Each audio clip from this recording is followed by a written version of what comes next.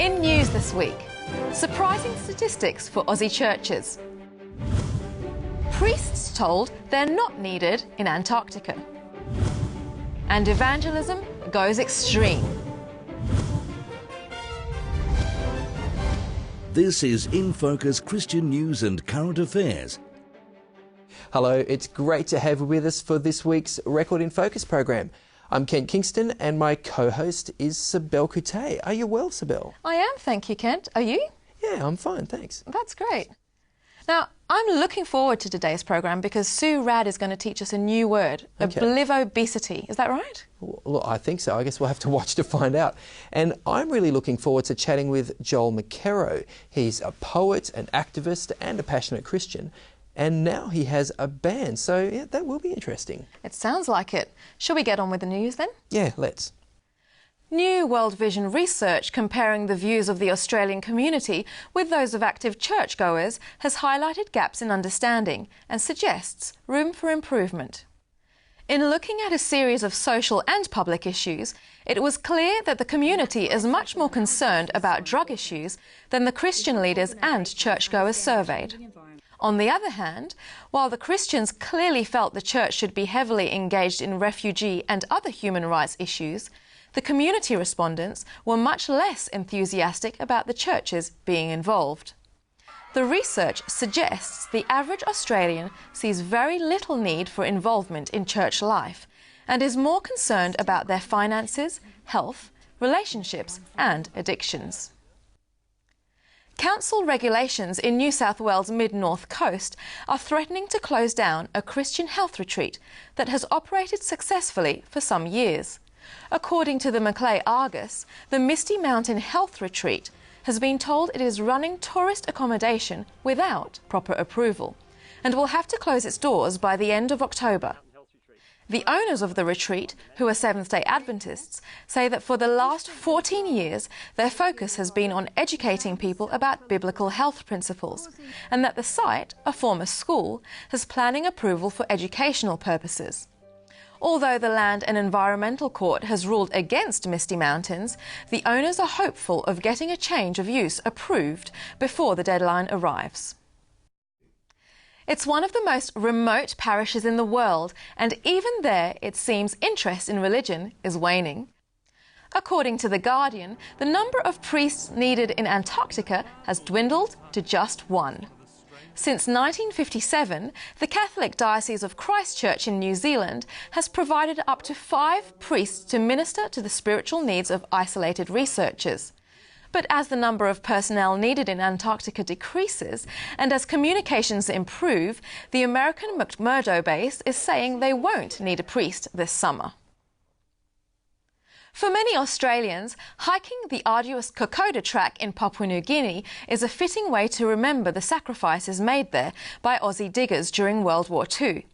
But for many Seventh-day Adventist villagers along the track, as well as the local tour guides and porters, the non-stop flow of visitors makes it difficult to take out a day of rest and worship.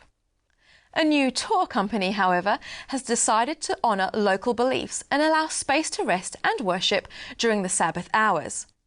The Snedden family from New South Wales Central Coast say they're not particularly religious, but they want to support their partners in the new enterprise, Kokoda Friendship Tours. The new company has also been distributing gifts of Bibles and hymn books in the villages. Every year around the world, about 280,000 women die during pregnancy or childbirth. It's a situation that has prompted a unique partnership between the World Health Organization and the Seventh-day Adventist Church. After realizing the extent of the Adventist Church's global network of health and education institutions, the WHO began pushing for the Church to take the lead role in training midwives, health workers whose work means the difference between life and death. According to Adventist Review, the training will begin at 4 medical centres in Africa, where maternal mortality statistics are particularly poor. Not long after 1915, Australian Adventist pastor and nurse Eric B. Hare was one of the first missionaries to venture into the Southeast Asian country of Burma. Today, about a quarter of the Karen minority ethnic group are Christians, But due to persecutions, many have fled the country as refugees. A celebration of 100 years of Adventist mission among the Karen was held in Michigan recently, with 600 people from around the US and other countries in attendance. Eric Hare's daughter Esther, at 94 years old, was a guest of honour. It's very thrilling, and I'm absolutely amazed at how much these folks are friendly and loving. They're so excited to see relatives of the Hares. Christian evangelists are known to resort to attention-grabbing stunts from time to time, but it's not too often they involve being locked in a box and submerged in water, or dropped from a plane.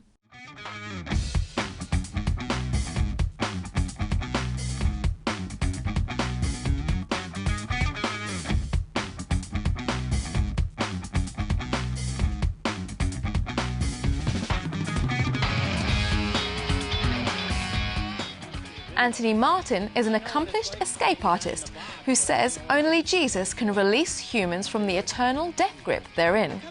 He talks to audiences about conquering their fears and tells them God can use their unique set of personality and talents. The Word of God says it is appointed on the man once to die, and then the judgment. There's one thing I can't escape from, and there's one thing you can't escape from. That's the reality of death. And that's this week's news. Kent? Thanks, Sibel. Stay with us. Food in Focus, straight after the break.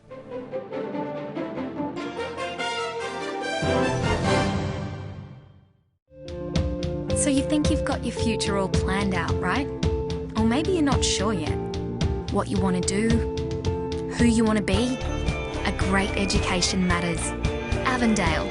It's education designed for life.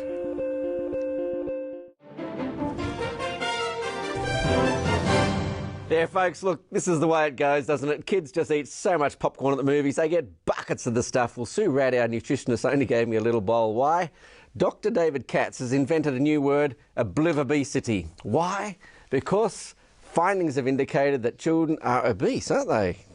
Well, there is a great concern at the moment, particularly in developed countries, that many parents underestimate the weight status of their children. So parents are just completely oblivious to how heavy their children really are. That's right. Okay. So, you know, we've had studies from Australia, New Zealand, the Pacific Islands, all around the world, but the latest research from the UK shows that 1 in 3 parents actually underestimate the weight status of their child. And a couple of big studies in the US show that about 95 to 97% of parents underestimate, or at least think their child looks just about right when they're overweight, and more than 70% think their child looks right when they're actually technically obese. And obesity is a category of being overweight. So 95% of parents get this wrong. They think their children are okay, but they're not. Okay, now kids grow out of it and there's lots of excuses of why. I mean, why is it a problem? I mean, well, it's a huge problem, James, potentially, because being overweight, particularly when you're very, very young, is really a canary in the mine, so to speak, for chronic disease. So kids today are presenting early with things like high blood pressure, high cholesterol, fatty liver, high blood pressure, gallstones, and even what we used to call 30 years ago when I started studying at university, we used to call it adult onset diabetes. We don't call it adult onset anymore. We have to call it type 2 because children are getting it early, and excessive weight is driving that, excessive body fat. Well, Sue, I'm sure there's many folks that are going to say, and like you and I, no parent wants to hurt their child. So are parents just ignorant or...? Well, I think there's multiple things that are going on at the same time. A key thing is that many parents think, well, they're just going to grow out of it. It's just puppy fat. Well, they do, don't they? Well, they don't. The data actually shows that many kids who are overweight, the chances of them staying overweight are very high. So if you're overweight as a child, there's a higher risk you're going to be overweight as an adult. But then parents just look around and say, well, my kid's normal. Well, that's another really good point, James, because what's happening is that the average in the population for weight status is increasing. So it's becoming increasingly difficult as a parent to actually determine if your child is overweight or of a healthy weight. So that's another key problem. And then, of course, we've got in certain ethnic population groups the belief that being a little bit more chubby is actually healthy. It's good for you. So he's looking healthy. Yeah. So there's lots of reasons. But another key point is that some parents are actually potentially deluded.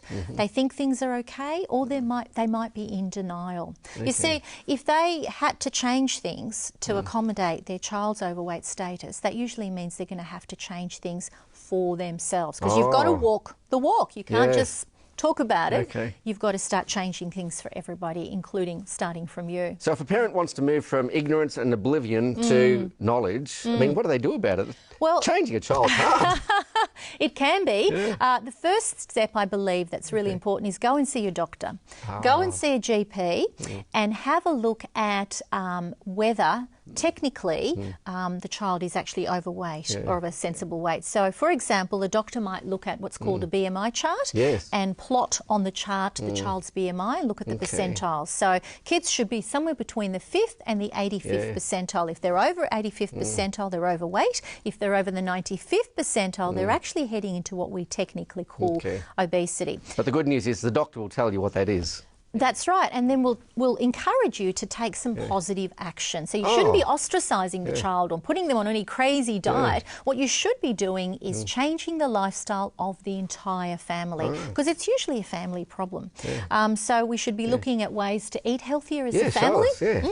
So, for example, if your plates at home are very large, or even larger than that, you may take a smaller plate. Take a smaller plate, like in the good old days, okay? And she wouldn't give me a whole... sizes. she didn't give me a bucket of popcorn, You did she? can have a bucket of popcorn as long as you make it at home and you use olive oil, but not the packet microwave popcorn, because that's full of hidden trans fats. So change their snacks. Give them freshly made popcorn or corn on the cob, or fresh pieces of fruit, or cut up some veggie sticks for dips if they need to snack. Many kids actually don't need to snack, but we've taught them to snack and encourage them to eat between meals, which of course then dampens their appetite for the main meal, which usually means that's where you get most of the goodness. So yes, see a GP, start changing the whole family lifestyle, get everyone healthy. Defocus, you know, from looking just at the child, but look at improving everyone's health habits. And finally, if you need more detailed health, go and seek an expert on food and nutrition, such as a registered dietitian or an accredited practicing dietitian, and they can then work with you on your family meals and menus and teach you lots of little tips and tricks, and everyone's going to be healthier for it. Thank you so much, Sue. Oh, look, it's just fantastic to think that you could go to SueRad.com, her website, and many of these ideas about how to feed your family are on there. We'll go and seek expert help. Thanks so much. Thanks, I'm going to pop into some popcorn here. Go for it. All that I'm allowed to eat. In one day.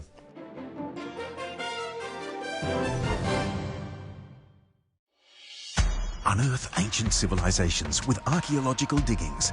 This bi-monthly magazine will keep you up to date with news and insights from the fascinating world of archaeology. Subscribe online or ask for archaeological diggings at your newsagent. Hi, welcome back. Well, I'm here in the studio with Joel McKerrow. Good to be here. And his mysterious few are so mysterious that they're not even here. They've disappeared on me. I don't know where they went. So you were here a couple of years ago, Joel, when you were a solo artist as a performance poet. Yep. But now you do have a band, the Mysterious Few. Yes. Tell us about that transition and what's going on there. Yeah, well, it's been a great transition. Poetry's been my thing for many years, and I still love doing poetry just by itself, straight a cappella. But we've kind of started doing some work together, bringing music with my poetry a few years ago, and there was something about it that changed the way that I was doing poetry, I think in a really good way. Wait, like more rhythmic? Yeah, more rhythmic, changed how I was doing my rhythms, how I was expressing myself, kind of giving me something to kind of sit back into the music. So someone can do a bit of a solo while you can just let that thought sink in for a while, and then you come back, hit him. Yeah, something like that. Yeah, and we just loved doing it together. So me and a guy named, I'll I'll reveal who the mysterious few are. Oh, okay. A guy named Josh Furmeister and Rochelle Boer, and then and two others as well. I'll keep them mysterious. Okay. But we just kind of started playing together and really gelled, and the music added something to the poetry. Okay. We were finding people were quite moved by it. Yeah. Okay, well, look, before we go any further, rather Yeah. than talking about it, let's just take a quick look at one of your clips. Sure. Check this out. To the burdened shoulders, to the clipped wings, and to those who have never tried again, to the artist and to those who have forgotten that they are so, we say, welcome home. Well, that does certainly fit into the category of really creative, and you're Yeah. really upholding artists through that, like Yeah. trying to encourage them to, you know, find their gift and express it. That's awesome. Absolutely, yeah. What other sort of themes are you exploring through your poetry and music? Yeah, there's a whole bunch of ones within this new album that we've been creating over the last few months. Kind of a lot focused around story, around the power of story to both change us as individuals and also as a society, kind of the big framing stories of our society that we so easily just accept without kind of looking at or critiquing or challenging. So kind of the power of story and the power of poetry to actually speak into those things, and to challenge some of the things that we just accept as norms, I suppose. Yeah. Okay, well, such as, like, give me some examples. I mean, within our society, I think a huge one would simply be kind of the Western dream mentality, that we can live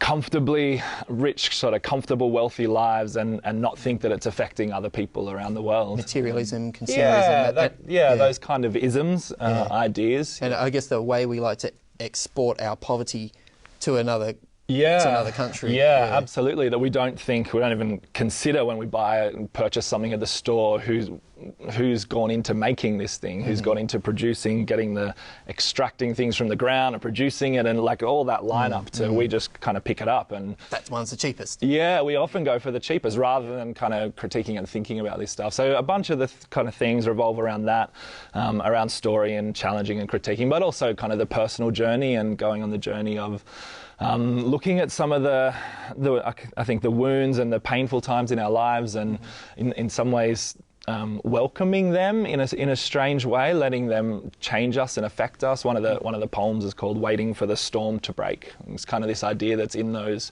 storm times of our lives, that's when we actually have the most growth. When we actually come to discover who we are, when we have those self-confrontational moments. Sort of reminds me of, the Apostle Paul, when Jesus said to him, "My power is made perfect in your weakness." That's right. There's a real sort of paradox there. Is there a sort of a theology or a biblical basis for some of what you do? Do you see connections there? Oh, absolutely, absolutely. My creativity and my spirituality, I think, are really intertwined. And I find, like, I do a bunch of poetry within the Christian scene, but I do a lot of it. I'm kind of just part of the poetry scene around Australia, which there is actually a poetry scene, if you can believe that. And I think one of my joys is working out how that fits together in that context. That kind of moving away from any Christianese and that kind of stuff, and really embracing and thinking through kind of some of my beliefs and how they can be reflected on and engaged with, and how they can be put to people as this welcoming kind of thing. But definitely my Christianity and my creativity come together simply even in the fact of God being a creative God and making us in His image to create in that way. In the beginning, God created. God created. Yeah, absolutely. Wow. Yeah. So do you find that when you try to deliver these messages, and obviously some of them might be controversial on political topics and that sort of stuff, if you chose to just, say, write a newspaper article or just do a lecture or whatever, do you find that there's a different reception when you deliver those sort of messages in a more creative way? Yeah, I think there is. I think poetry and the stuff that I do, performance poetry, it kind of goes beyond just the head kind of cognition thing, which is what the papers and lectures and stuff really hit at. And really the heart of poetry is about evoking something, evoking a response from people, from the audience that you're communicating to. And so with my poetry, when I get to do that, and it's like that evoking often of a dissonance or oh, maybe that's not right in the world, or something. For me, that's what's actually going to change people and bring transformation, is the uncomfortable feelings, not just the head recognition that something might be wrong with the world, but this actually hurts to think about it in that way. I think that kind of hurt is what can lead to intentional change. And do you get feedback from your audiences that's what's happening? Yeah, absolutely. Yeah, we've just started a tour at the moment and are up here touring for a few days, and even last night and the night before just had a bunch of people coming up saying the stuff that we were sharing was bringing them to tears about the reality of the world and their place in the world, and kind of filling them with an angst, but also a hope, as to what they could do. Wow. Yeah. Awesome. Now, Joel, I have to ask on behalf of the grandmas out there in particular, what's with the hair? My grandma would ask that every time I saw her. Did you just forget to do it for a while, or I did. Well, the last haircut that I actually ever had was was the haircut for my wedding. So that was like 11 years ago. Oh, okay. Which was a little bit, So I've forgotten for a long time, therefore, to have a haircut. But it's just my look. It has been for a little while. And, Obviously, there are young people in your audience who are looking up to you, seeing what you're doing, and thinking, "Wow, I have a gift." And do they come up to you and sort of talk to you about their gifts and dreams and stuff like that? What sort of tips or advice do you give them? Yeah, a lot of them do, and I run a lot of workshops and stuff in schools and all over the place, working with young people who are kind of just discovering their creativity. And one of the things I always say is that we're all creative.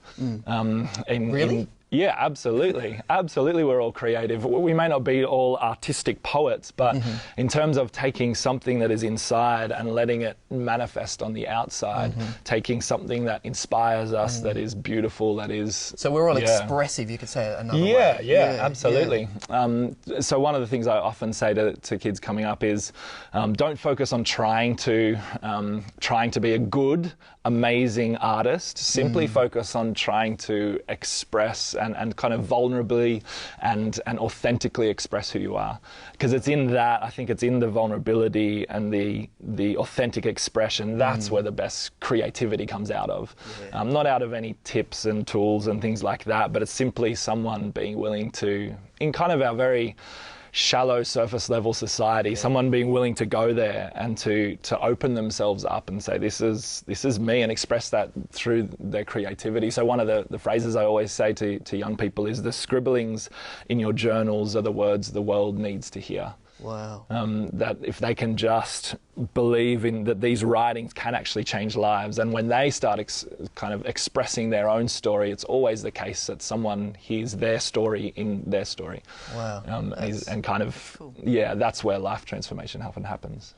Hey, well, thanks so much, Joel. It has been real. It's been really good. Yeah, my pleasure. Awesome. Hey, stay with us, because straight after this break, Joel is going to do one of his performance poems for us. Look forward to it. Signs of the Times, a magazine for a world on the brink. And this month in Signs, how one courageous woman stood up to ISIS and won. The only hope for repairing humanity's defective gene pool. A little veggie patch can benefit both your own health and the environment. Getting to know the different faces of God. All in this month's Signs of the Times. Subscribe to Signs today and change your life.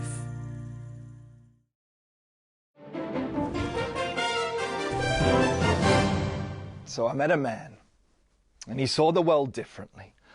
I sat cross-legged at his feet, and he told me, remember the past, but cast your eyes forward. For tomorrow, our hope shall be a louder voice than our apathy. Our apathy shall finally take a step forward. Our steps forward shall lead us somewhere. Mean something, hold meaning like friends. Hold each other crying. I am crying for this world to change. Tears of empathy and sometimes apathy. I Cry today, for tomorrow even these tears shall be wiped from our faces. Lift your cheeks, though they are wet. There is one who shall collect them yet. Hold them in his hands and call it the ocean. Beckon you to set sail, turn your face to the horizon. For tomorrow the nooses drawn tight around the necks of the oppressed will be like halos, like the saints around their heads, a guiding light for the rest of us. Let us see the way forward comes not through power and politic, but through small acts of courage and change. Change us. Like loose coins are never going to fix this problem, so let us go deeper than just charity. Change us like sweatshops closing. Change us like politicians stop posing. Change us like half the women of the world don't have to be abused. Change us like somebody has to stand up. For tomorrow, we shall not just talk of gender equality, but rather women who in total work 2/3 of the world's working hours will one day get paid more than just 10% of the world's income. For tomorrow, we imagine a day when corners do not exist.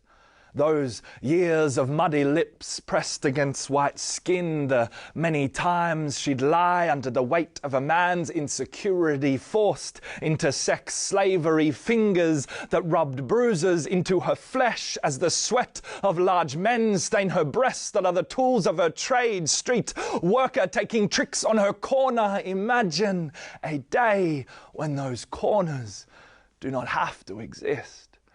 For tomorrow, the weapons, they'll be piled high, and tanks, they'll be left dry. Drones in the sky, no more. We turn their swords into plowshares. I make a garden from your M16, and I irrigate the earth with your death machine, and hold out to you a meal for us all to sit at the same table. For tomorrow, Israeli and Palestinian shall sit down and have dinner again. The rich shall eat with the poor, and the oppressor with the oppressed, and they shall talk of forgiveness, truth, and reconciliation. For tomorrow, the betrayed will no longer seek revenge, and revenge will no longer be found in the dictionary, and neither shall poverty, nor infant mortality, nor hungry, nor thirsty, nor children searching through waste dumps, oil pumps leaking the ocean, 21 million in slavery no more. For tomorrow we live in colour. For tomorrow we dance on the streets. For tomorrow we look the other in the eye. For tomorrow we embrace. For tomorrow we are set free. For today we crawl on our hands and knees, believing the tomorrow we are seeing. Stretch our eyes forward, move our limbs, turn our heads toward the sound of liberation. We wait, and this waiting is an ache. And this ache is a burden, heavy and hopeful. This ache is a back scratch, never quite reaching that sweet spot. So we keep on scratching, and we keep on moving, and we keep on crawling. We keep going forward. We seek for tomorrow by acting today until this world is as she was always meant to be.